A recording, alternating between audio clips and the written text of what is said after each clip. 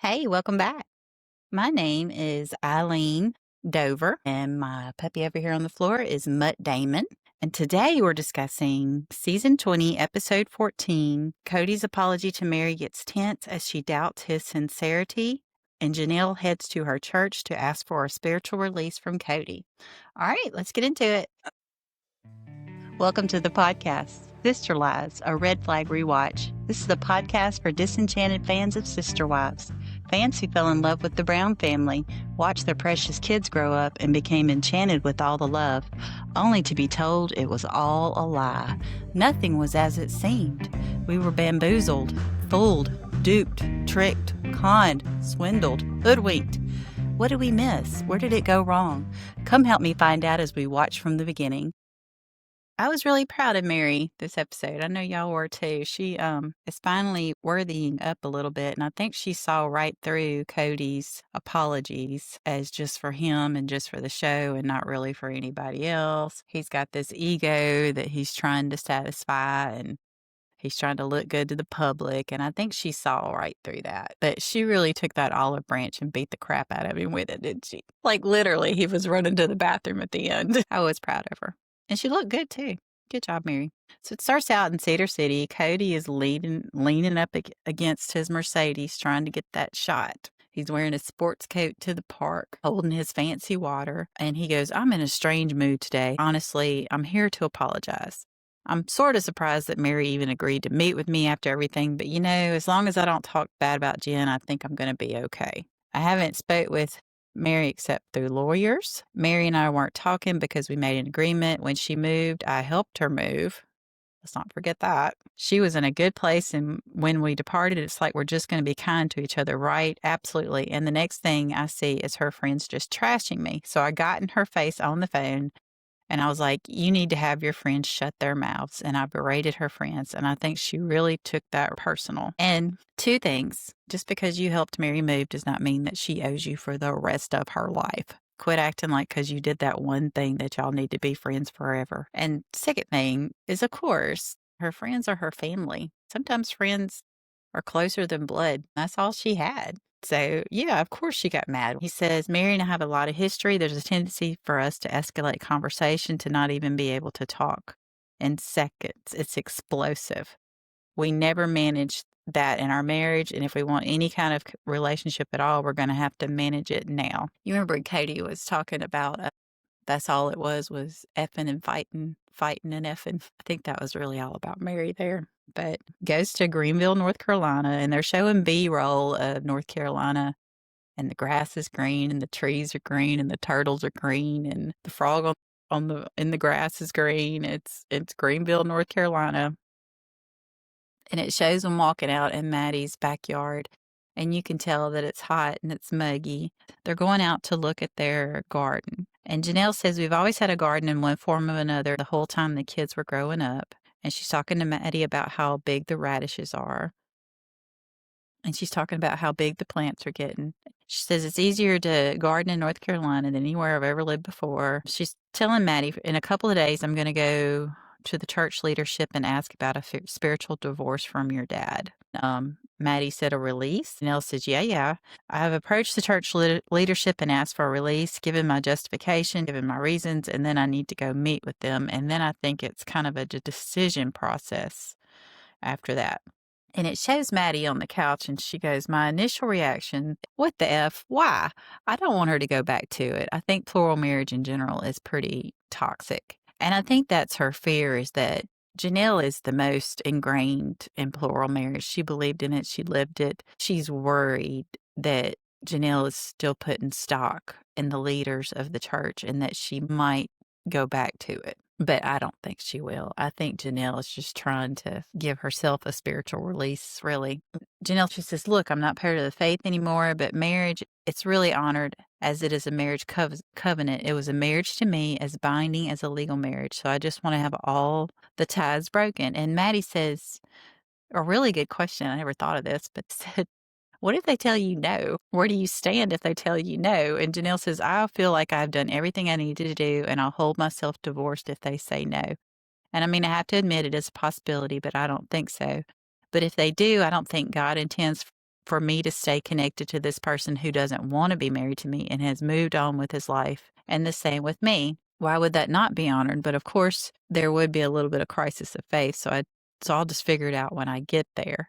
And I don't think there's really a question of if they're going to tell her no, because if you listen to Notes to Self 444 with Melanie, she's the prophet's daughter. She said right after Meri got her divorce that her dad told her that any of them could show up and he would give them a release.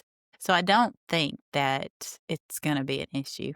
I don't think they're proud of Kody. I don't think they want anything to do with Kody.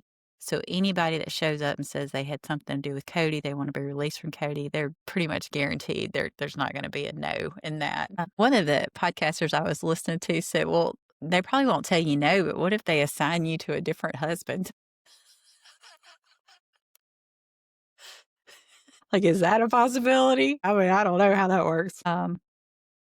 And Maddie asked Janelle, does Kody know that you're going to ask for one? She refers to Kody as Kody. And Janelle said, yeah, I told him. And Maddie said, you told him? And Janelle said, yeah, he didn't really care. He was like, they're going to tell you can't marry outside of the faith or whatever. But I don't really care. I'm going to marry who I want to marry if I ever get married again. But, it's okay. I can do what I can and follow my conscience on how that's supposed to play out. And Kody says, Janelle may have told me she was going to ask for release. I don't remember. It's not something I'm tracking. It's not something I'm tracking. It's something he says when he's lying.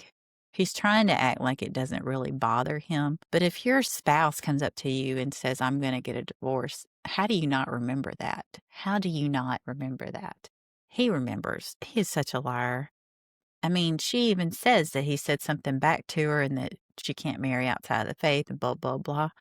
He had a conversation with her. He remembers it. We are not stupid. He says, one thing that's an issue I know is that I'm not allowed to ask for one. So if an ex-wife calls me a coward for not going to the leaders and asking for a release, it's because I did. And they said, no, you can't ask for one.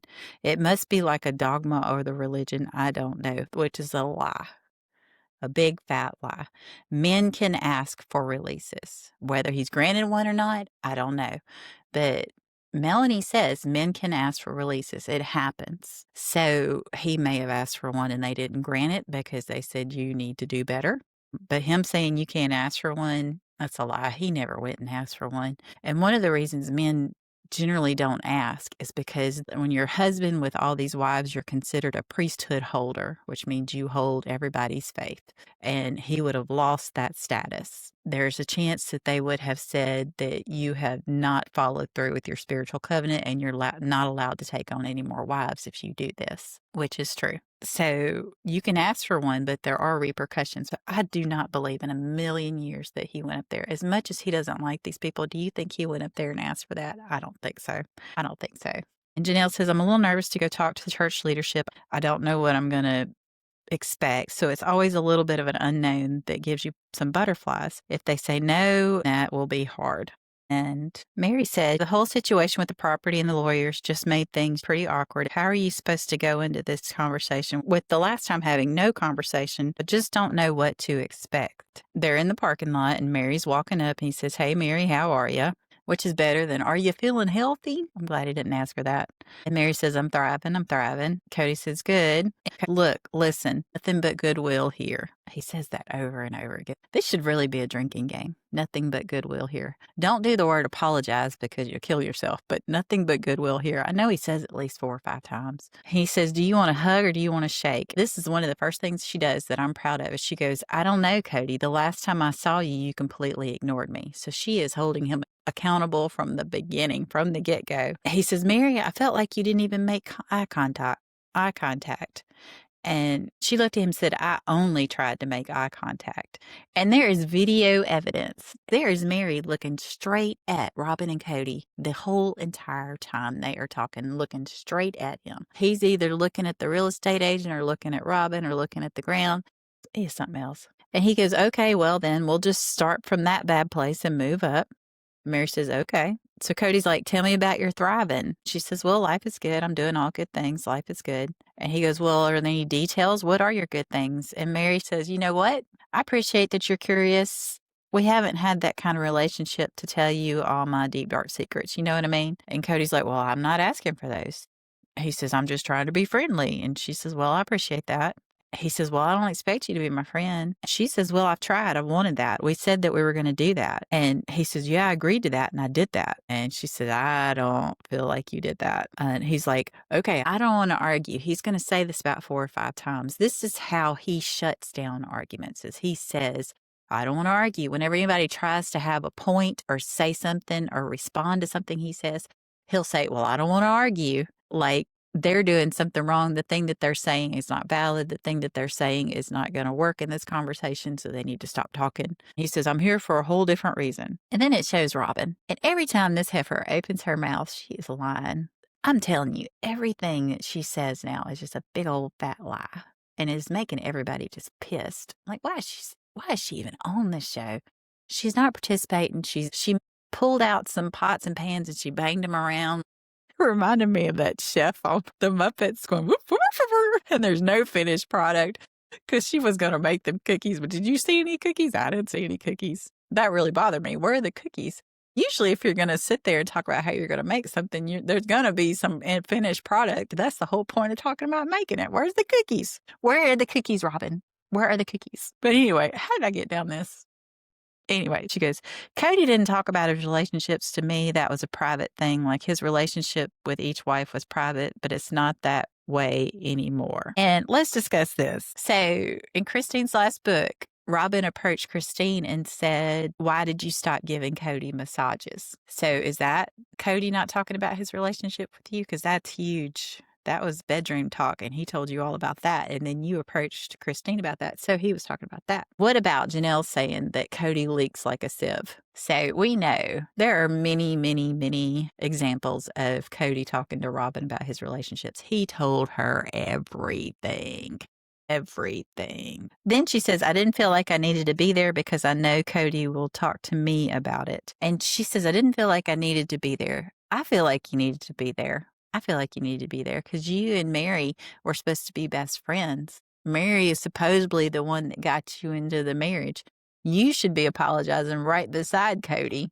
I mean, there is so much stuff that she did wrong. Like, she wouldn't let Meri see her kids. She wouldn't let the kids come over to Meri's house. Meri had like a little playground in the backyard at Flagstaff. Meri was staying home, wasn't going anywhere. She ghosted Meri. Meri would say, well, you have to call me back. You have to text me back. She has a lot to apologize for, too.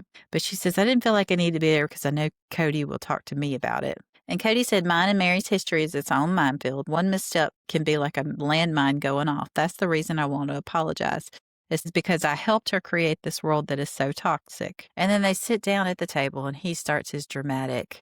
He does a long pause. He acts like he's praying. He puts his fingers up to his face and he says, I still got the vibe that you're still very sore. Which in itself is kind of demeaning, that you're still very sore. Like, she has no reason to be very sore. And Meri says, I'm very guarded because I don't know what this is all about or why. And our last couple of interactions haven't been great. And then Kody says, no, they've been through lawyers.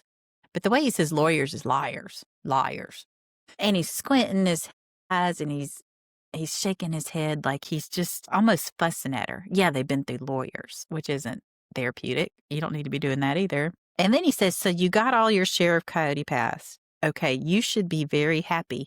And then he does this thing with his fingers where he makes a smiling motion, pulls his lips up like he's smiling, like he's telling her to smile. And that's insulting. And you saying you got all of your share of Coyote Pass. Listen to yourself, Kody. She got all of her share, the part that she paid for because you were business partners and it was hers in the first place. You saying that you should be glad you got what was yours. Why should she be glad? She should have just expected that. That should have been just what happened. He says, you should be very happy. And this whole, with his fingers, like trying to tell her to smile, that was super creepy. Super creepy. Meri paid into that land just as much as everybody else. I don't understand that. And I really would like some sort of audit because, everybody's talking about, well, it should have been split into thirds. I'm wondering how much Kody and Robyn put into it. And I hope it was half. That's a huge question. Did they put in their share for Kody and Robyn? I'm hoping they didn't just put in as if they were one entity because they should have gotten a third and not a fourth. There has got to be records of who put in money. We could pull that up and say, well, Kody, you paid X amount. I paid X amount. Robyn paid X amount. Janelle paid X amount. If we all paid into it, why wouldn't I get paid? Why would I be happy about that? Wouldn't that be just something that's expected as business partners, as people who own this land? Why would I be happy about that? And then he goes, I kept my promise. Okay, God. So Meri just stares at him, which is very smart because I probably would have said something stupid. She's just giving him nothing, which is excellent. She's just staring at him like, why don't you think about what you just said there? Because that was stupid. Then he goes on to, I don't want to get into the water under the bridge. Him and the water under the bridge. That should be another thing to say for the drinking game. And he goes, I just want to start. I apologize, Meri. I apologize for everything that has happened. And I basically want you to have a happy and wonderful life. And she looks at him, she says, I do have a happy and wonderful life, which is a great answer because he's sitting there thinking that he's giving her something. Well, you can't give her what she already has. She already has that. He kind of pauses. He wasn't expecting that. He goes, I'm glad you do. That's good. That's a good thing. And that makes me feel. And then she cuts him off again. She says, you do not need to feel anything about it. If you do, that's great. But I don't need you to feel anything about any way that my life is going. She's saying, you have no power over me. Whatever you say, whatever you think you're giving me, you can't give me. She doesn't need your permission or your approval. So I appreciate it. She said that. You don't need to feel anything about it. And Kody says, I want you more than anything to just be able to move on. And she says, I do. I am. I have. Kody says, the way your friends talk about me doesn't seem like it. She says that, and we'll stop you right there. I'll stop you right there. And she goes, listen to this. And he tries to do that thing he does. He goes, this isn't time for us to fight. Like a father to a child. This isn't time for us to fight. She goes, well, then don't bring up my friends and what they say, because guess what? I'm going to tell you this, Kody. He goes, no, it'll just ruin. I'm here to apologize. I am going to tell you you're not going to shut me down anymore. She's recognizing it for what it is, says you are not going to shut me down anymore. And then it shows Kody on the couch. He says, my first mistake was ever saying that she did anything wrong. I mean, I don't need to win an argument. I don't need validation here. And yet I'm triggering. And I'm like, dude, just stay on point. Just apologize again. And this triggering word, it insinuates that he has no ability to control his own emotions. Like somebody is triggering him, like they're doing the thing to him. So anything that he says or does after that is not his fault because he was triggered. Well, you are a grown-ass man, Kody. If you get triggered, you should recognize that and be mature enough to realize that you feel angry and not do or say anything about it. He's acting like he can't control his emotions. Grow up, man. Just manage your own feelings. And he says, you know, it's hard to hate a person who said, I'm sorry 100 times. And Meri says at this point in the conversation, I thought, if this is how it's going to be, I'm not going to continue engaging in this. If it gets any more than this, I'm out. I'm going to walk away. And it goes to Christine and David, and they're walking down into their basement. She's just talking about how much it's going to cost to try to turn it into, it sounds like a little apartment for whoever, for a kid or for a mother-in-law or a mom to live down there. And because they're in the basement, she says, as craziest thing I was thinking about the other day, I used to be a basement wife. In polygamy, there's a term basement wife. I'm having anxiety about it. And she's kind of rocking back and forth, and she's talking about being a basement wife. And David says, that sounds kind of cool. A basement wife, an upstairs wife, a main room wife. And Christine's like, how many wives are you having? He's just trying to lighten the mood a little bit. And Christine explains a basement wife in polygamy is, you know, in the houses there are often a basement and a wife sometimes lives in the basement, but the mentality behind it is that you really are below the other wife. When I lived in Lehigh, it was my intention to be a team player. Like there were 3 sections. There were 3 wives at the time. And, you know, Janelle had more kids. And Meri, she had only 2 bedrooms or 3 bedrooms upstairs where Meri was, which Meri had 3 bedrooms. It's weird how they don't remember and we remember more than they do. Does that say something about us? I don't know. It just worked out. I was the one. I lived in the basement. And David's like, well, did you even do rock, paper, scissors? Who's going to be in the basement? And she says, no, I volunteered. I was so self-deprecating. And she was very self-deprecating, was a team player. But the thing about this is, I'm not going to give Christine that much credit, is because the way the house was, it kind of just made sense. Janelle did have more kids. Meri only had 1 child. So, of course, they separated it like they did. So she was technically in the basement. She goes on to tell David, you're in the basement. You can hear everything upstairs. Meri was upstairs. Meri and Kody, they fought all the time. They're the things that you hear that you don't really want to hear, and I could hear everything. Like I always knew where she was in the house. I knew what bedroom she was in it just because the walls were super thin. The ceiling was super thin. So all the extra noises, I heard everything. And she's talking about hearing Kody and Meri effing and fighting and effing. So Meri said there's this idea of a basement wife in a plural marriage, and it's really sad. It's unfortunate that it's a thing, but it is a thing. Janelle says, I think in plural marriage, like everybody takes the term being a basement wife. I don't know, like I was a basement wife plenty of times in the early years. And she's talking about when Kody first married her and Meri was such a B to her. But Robyn says, it was never ever condoned by our church for there ever to be a hierarchy. So if it was happening, it was because people weren't being cool. And that's because she has never been a basement wife. I mean, her first marriage, she was the only wife, and now she's the only wife again. So she's never been a basement wife. It goes to Kody sitting on the couch. He says, the cruel irony with Meri saying, I'm not going to let you shut me down is that it's the weirdest thing because all three, two exes and Robyn, don't believe that Meri has ever been silenced, ever. And which is not true. I mean, we just got through discussing the fact that you were trying to get her to sign an NDA. That's the very definition of being silenced. And you abandoned her in Vegas and Flagstaff, and she was shut down and put away in a house, silenced for years, just waiting on your ass to come back. You shut her down and shoved her off, and yeah, you've silenced her. Now, I believe she does have a strong personality, and says what she thinks, but you have tried to silence her, Kody. You have, and you've had the power to do that in the past. You just don't have it today. And Meri says, this is something Kody's done the whole time I've known him, is try to talk over me or try to stop me from saying something. I'm not going to let him do it anymore. I'm going to finish what I'm saying. And what I'm saying is, when I'm not treated well, the people closest to me will defend me. And that's what friends do. And Kody says, okay, I apologize for my feelings towards your friends. And Meri says, you don't have to apologize for that, Kody. Here's the thing, you get to have feelings. You don't get to yell them at me, though. You don't get to tell me them, though. Kody says, I want you to know it's not about my feelings. It's about an apology because, listen, he does this little scrunching, eyes squinted. He goes, an apology.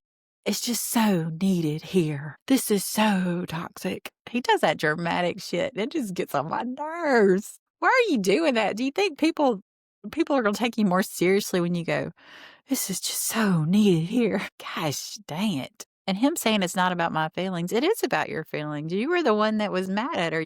You were the one that got on the phone with her. Tell them to shut their mouths. Those are your feelings. Apparently your feelings do matter because you were the one telling them to her. It's all about your feelings. Kody says, because this is still so toxic and I apologize for that. And Meri says, do you apologize for being toxic to me? Because what you're saying is general, which is true. With all these apologies, he's being very general, and she's saying, you need to be specific. Do you apologize for being toxic to me? Kody says, I apologize that I am toxic to you or was toxic to you, Meri. And Meri says, thank you. So you can see there's some headway made and that he actually said something that was decent. And then he immediately says, I mean, what do you want me to apologize for? Kody, you had it. You fumbled. You had it. She said thank you, and you had to say something stupid. And so Meri's like, I didn't know what this was about. I don't feel like you need to apologize. And then Kody goes, nothing but goodwill, like trying to shut her down. And Meri says, okay, I'm not getting that vibe. I'm not quite sure what I'm getting. I'm very, very guarded by it. I don't feel like there's anything genuine here. Kody says, I apologize. I'm sorry, but nothing but goodwill. All the key phrases. I want to let all that furniture float down the river. Where is that from? Letting furniture float down the river. I tried to look that up. That's not a saying. Nobody says that. Where does he come up with this crap? I don't know. What is he saying? And Meri says the best line ever. She says, dude, I didn't even bring the furniture with me. That was a perfect line. Perfect line. And Kody's looking at her all confused. She says, I'm just trying to be funny. And he says, metaphorically, I get what you're saying. And Meri says, well, I'm hella hilarious. And that's something you don't get about me. So whatever. It's unfortunate. And he says, well, I'm sorry I don't find you hilarious. I apologize for that. And Meri says, you can't apologize for not finding me funny. The people who find me funny are in my world, who want to be in my world, and they get it. She said from the very beginning, from the beginning of the end. He says, I know you did, Meri. She said, I wanted to be kind. Kody says, I'm glad you do, and I apologize that I didn't. Meri's finally fed up. She says, you got to quit with the apologize word. The more you use it, the more it feels insincere. He goes, "So it triggers you?" She says, "No, it doesn't trigger me. It just invalidates everything you're saying, that this isn't a sincere conversation." And she's right. Cody's on the couch. He says, "This is a terrible start, and I have to surrender this. I cannot react to anything here. I have to ignore every trigger that I've struggled with for years. Somewhere over the line here, we got to turn over a new leaf." And he really is struggling. He does not know how to talk to Meri because she is not letting him get away with all of his usual attacks. And then he says, "This might be the one shot I get." And it's like, I made the wrong step right off the bat. It's almost like, okay, I apologize. And if she complains about anything else, if I didn't do it, I'm going to apologize. He's such an asshat for that. Then apologize means nothing, even if you said you weren't going to do it. And then he says, "I apologize mostly because I said I didn't love you. And that was wrong of me to say. And I apologize for how toxic I was during our breakup. I wasn't there for you in Las Vegas. I apologize that during your dark time, I wasn't there." And she says, "Yes, the dark time was because you weren't there," which is true. He abandoned her a long time ago. And Kody says, "Well, I apologize for that." And Meri's on the couch. She says, "I want to give him space to do what he intended to do. I'm still trying to figure out how genuine he is. I'm not convinced yet, but I'm open to seeing how it goes." And Kody says, "I'm not trying to make us back together in any way." And Meri says, "Oh, hell, that's never going to happen. We are never, ever getting back together." Why does Kody think everybody wants him? Like he had to stand a distance from Christine so everybody wouldn't think that they were together. Christine don't want you. Meri don't want you. At this point, Robyn don't even want you. Janelle might want you. I don't know. "Meri don't want you." He says, "I'm not saying that." Meri says, "I don't know why you're saying that." He says, "I don't want nostalgia to be mistaken." And Meri says, "That's clear. That's clear." Like, why does he think that everybody wants him? Why does he think that Meri's going to jump back in a relationship with him? He's on the couch. He just wants to make it clear. I'm like, "Oh, it's clear on my part. Trying to talk yourself into the fact that you still don't want me, because I'm sorry. I can tell you this, we will never, ever get back together." Moved on, moved on. He says, "Your word of the apologize feels very extreme and very forced to me. I can't tell." Kody says, "I'm actually very uncomfortable." And you know why he's uncomfortable? Because Meri has taken that olive branch and beat your ass with it. That's why you're uncomfortable.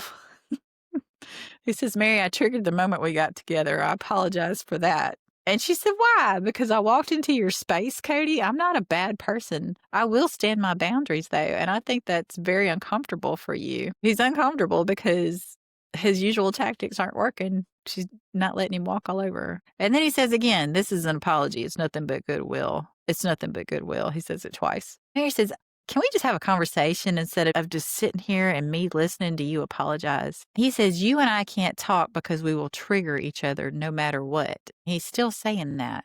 This is along the same lines of, "I don't want to fight." That's a form of him shutting her down. She says, "So I don't get to ask any questions." He says, "Yes, you can. Please feel free." Meri says, "But you just said I can't." Kody says, "Well, I mean, like, listen, I'm not here to argue about anything. I just don't want to go picking the luggage out of the river. It's down the river. I'll be fair if there's something you want to discuss for the sake of closure." And Meri says, "I don't need closure." And Kody says, "Okay."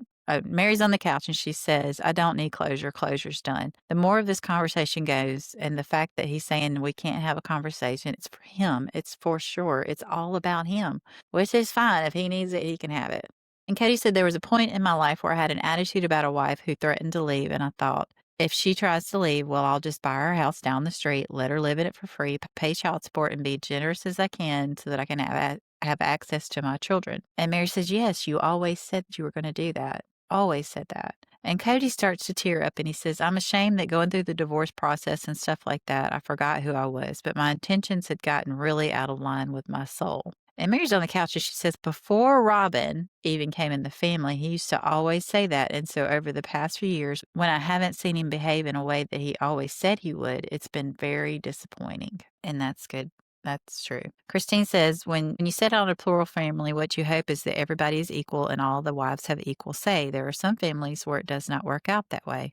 Some families where there's one wife that's more important than all of the other wives in our family. There were times when I felt like that. David said, "Well, whose fault was that?" Christine says it was all our faults. And David says, "No, I would say it's more the man's fault, because if one wife says, 'Hey, I'm the first and therefore it's this way,' he should focus on making it more equal. It should not be one above the other." Christine said, as soon as I married Kody, he was like, there's a lot of things about Meri that I like. You should do things like she does. He liked the way that she cleaned and cooked and dressed and all of those things. And Meri was a legal wife, and she'd have more opportunities to do things with Kody.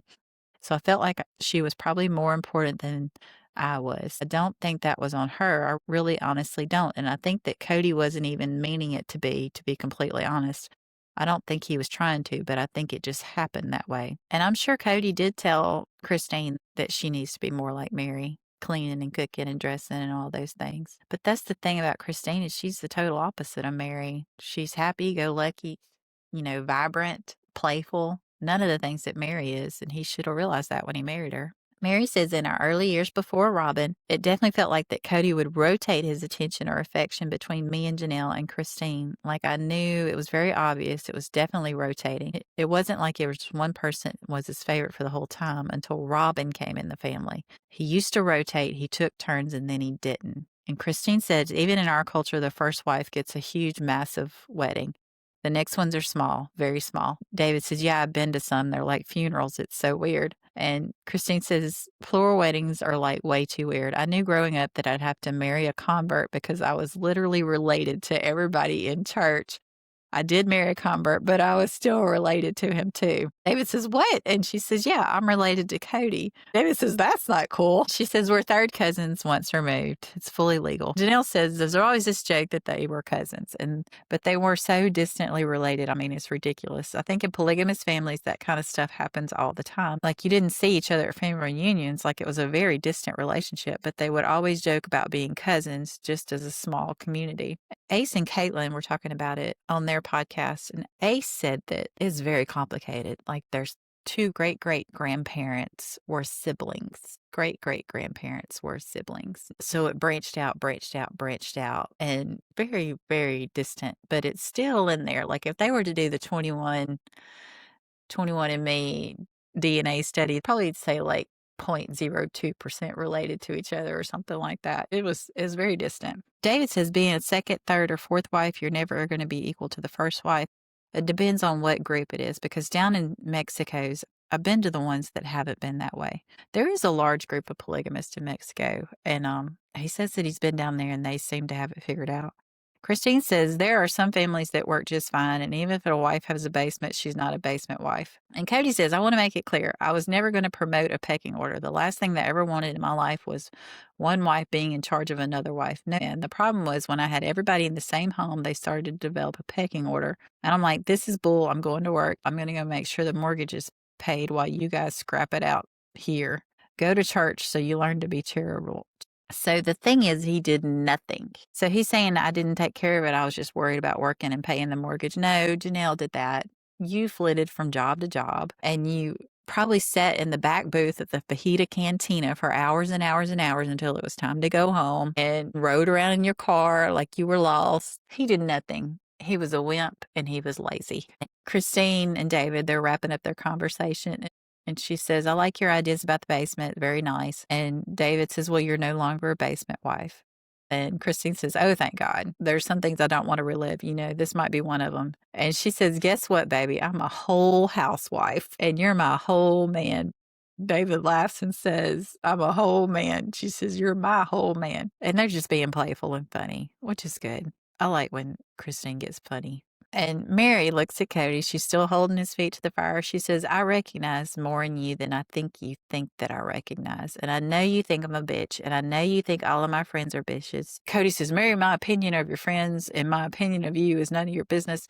This whole conversation here, they're starting to get ridiculous. Like she's saying it doesn't matter. He's saying it does matter. It doesn't matter. It doesn't matter. He says, I'm not saying that to be rude. I'm saying that because it matters that you do not care. Why are you yelling at her over the phone? Telling her that they need to shut their mouths and calling them bitches. If it doesn't matter, why are you telling her that? And Meri says, well, I don't care, which she does. And Kody says, well, that's good. Anyway, so that conversation kind of lost its meaning there for a minute. But I liked how she said, Kody, I recognize more in you than you think I recognize. And Kody says, Meri, you and I would be tit for tat for the rest of our lives if we don't just let it go. I want to let it go. And Meri says, you need to stop doing that. Just be the person that you say that you are, that you want to be, and just do it. It's not cool, okay? If it's not my business, don't call me and tell me about it, okay? I have plenty of thoughts about you. I have plenty of opinions. I have plenty of conversations in my head about the way things have gone down. And he does, I don't want to argue with you. And she says, I'm not arguing. I'm not arguing. I just want to say something and you're trying to shut me down. That's how it's been our whole life. And he goes, I don't want to pull the luggage back out of the river. This damn luggage in the river was ridiculous. And she says, okay, you can keep talking about the luggage. That's just fine. He says, Meri, your apology is welcome if you want to give one. He's saying that she could apologize. And Meri says, I'm just asking you, Kody, to keep your opinions about me and my friends to yourself. If it's not my business, please keep it to yourself. And he says, well, ask your friends to keep their opinion about me to themselves because they don't know me. And he does that real slow. They don't know me. That dramatic, cringy crap he's doing. And Meri says, no, they were around for many years. And then he does real slow, not with me, just with you. Real cringy, dramatic. Meri says, nope, not just with me. And Kody's back on the couch. He says, I failed here because I was not sticking to my guns and just being in a benevolent state, but I'm trying to run from the argument, and yet I'm still stopping to gear up for the next blow. I feel like it's an impossible task. Then it shows Janelle. She's in Salt Lake City, and she says, I'm here today because I'm going to go in and meet with our church leadership to get the release from Kody. I just don't know. I haven't been really affiliated with this church for 15 years. It's kind of nerve-wracking to go in there, but here we go. It really is just going before the leadership of the church and making a request. I'm just going to explain that he and I don't live together. He's definitely said he wants to live with Robyn. He's totally in love with her. And he's estranged from his children. And I feel like it's okay for me to be released. That's what I'm going to say. Meri's situation was different than mine because Kody and Meri have not lived together for a long time, years. For me, it's not really like that. Kody's not and I's relationship was really functioning until the last 3 or 4 years. So I hope that's enough. Back to Meri. She says, we have a history, Kody. I mean, you pissed the hell out of me way more ways than we can even talk about. And I know it goes both ways, but I also know that I'm never going to be able to see eye to eye on things because even though we were in the same space on our experiences are so vastly different. Meaning he had a great experience. She was left in the corner in the dark. And Meri says, do I wish that I'd never married you? Do I wish that I had never lived formal marriage? Do I wish that we had never moved? No, I can't. I can't. And Kody says, high five, like he's trying to tell her, good, let's stop right there. But she's like, no, I don't wish that because all of those moments made me who I am and it gave me the family that I have, which I still consider family. My point is, and I hope you are at the place now that you can say that you don't regret because you have so many kids, Kody. And she's pointing out that he has so many kids, just like Brian pointed out he had so many kids, just like Michael pointed out in the kitchen that he has kids. They're your kids. And he puts his hand on her hand, which I was like, ugh. And he says, that's foreboding. Why does he do that? Why does he use some big ass words and these phrases that don't mean anything? And Meri says, verboten. I don't know verboten. He goes, it means it's not allowed because it's a whole stream of BS. And I don't want to talk about it. I'm working out my relationship with my children. I'm glad she said something about him using big words because it really is off-putting. Speak English, Kody. You know, that is not everyday conversation. Why don't you speak everyday conversation and quit trying to look like something you're not? And Meri's back on the couch. She says, I understand that everybody changes. There's no way I could ever expect me to be the same person I was 30 years ago or for him to be the same person he was 30 years ago, but I would expect him to get better and be better. And I have not seen him be better in some of these ways. And he has not been handling the divorces, the property, his relationships, and his children. I have not seen improvement there. And that makes me sad. It makes me really sad. And that was excellent. That was a lot of good thoughts there. I really appreciate that she just said that because she said I would have expected him to get better and he has not. I expected to see improvement and he has not, and it makes her really sad. And Kody says, I want you to feel this is about you, but it's really about me and God. She goes, I can tell it's all about you. And he says, and God. And she's like, okay, him too. And Kody says, this is what the Almighty requires. Does the Almighty require you to apologize like this? No, this is just for you. This ain't for God. Meri says, I don't need it to be about me. Kody says, well, thank you. Thank you for an absolutely fascinating and wonderful life experience that we shared. And Meri says, yeah, it was very fascinating. And there was some definitely wonderful moments. And Meri said, on the couch. She says, I had this realization a while ago that I was trying so hard to understand him. And I finally came to this realization of I don't have to. And I'm glad that I don't understand it. I'm happy that I understand me and what I'm doing in my life. That's all that matters. And because Meri has beat the crap out of Kody with this olive branch, he says, I have to run to the restroom really bad. So, okay, I better say goodbye. All right. Well, thank you. I appreciate it. Cody's telling Meri, thanks for meeting with me. Now can we have a hug? Meri tells him, now we can hug. And he says, are you sure? He says, thank you, Meri, for the grace and kind understanding. And she said, well, thank you for the chat and the apologies. I appreciate it. You're welcome. I'm going to run now because now that I've stood up, I really have to go to the bathroom. He had a big water bottle and he drank almost all of it. You can see it's almost gone. Meri says, well, I hope you don't leak. He says, I'm not that old. And she says, I beg to differ. I know your birthday. And Kody runs to the bathroom. You can see him running to the bathroom. Corey and Carly, surviving sister wives, they said that if they said that Kody on Special Forces, he would pee out the vent holes of the tent in the middle of the night, and he would pee in bottles, and he peed in a drainage ditch one time. He should have just whopped it out right there in front of the tree. You know, he don't mind peeing anywhere. Kody says, from here on out, like, I hope the swords are down. If we can move forward in future, just making sure that we are very kind, we might be able to remain in good places with each other. Meri says, I'm not sure at this point you know what this all means. There's been a lot through this whole divorce process, throughout the property process, things I've discovered since then, but it doesn't affect me. I'm not listening to what he says and his opinions and his apologies and his thoughts. I'm not letting it affect me. I don't do that anymore. It goes to next time on Sister Wives, and it shows Kody and Robyn, and they're riding four-wheelers. He tells Robyn, I haven't been fair with you. Robyn says, taking accountability for his part has given him some peace. And Janelle says, I love the family that we have, and I would do it all again. I don't regret anything in the last 30 years. It shows Janelle and Meri, and they're eating lunch together. Janelle asks Meri, are you dating? And she says, I've dated around, you know. And she says, Ron and I definitely have a connection. It's beautiful. There's a reason why we're in each other's lives. What the reason is remains to be seen.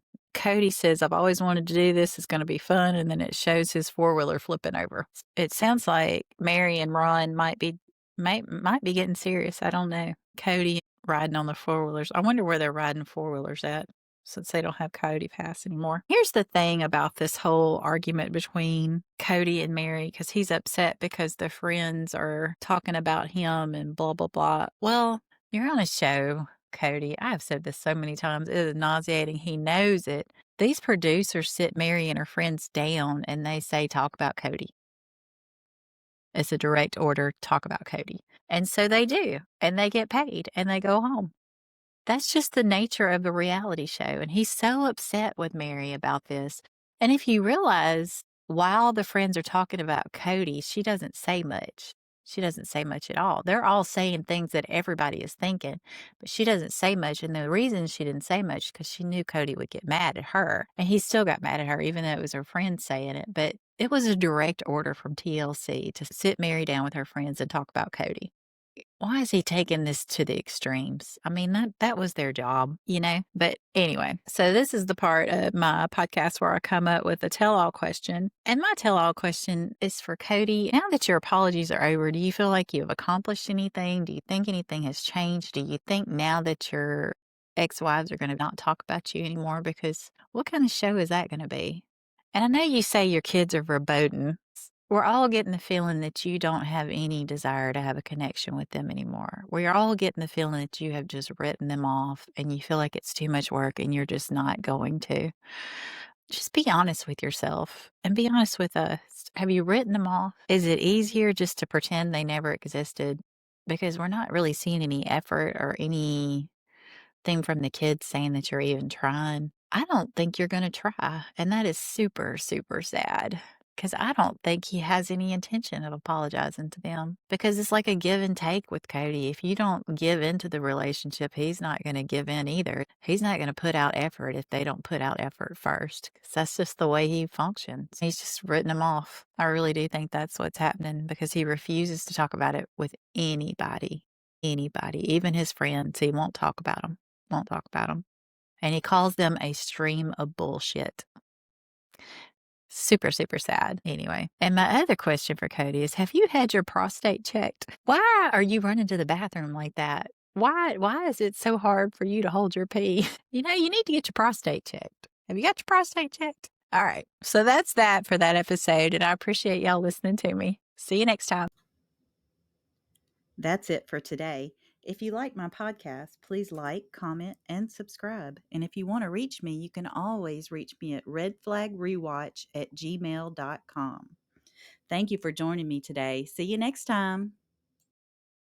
If two vegetarians get into an argument, is it still called beef? If two vegetarians get into an argument, is it still called beef? What does a nosy pepper do? What does a nosy pepper do? It's a jalapeno business. You're welcome. See you next time.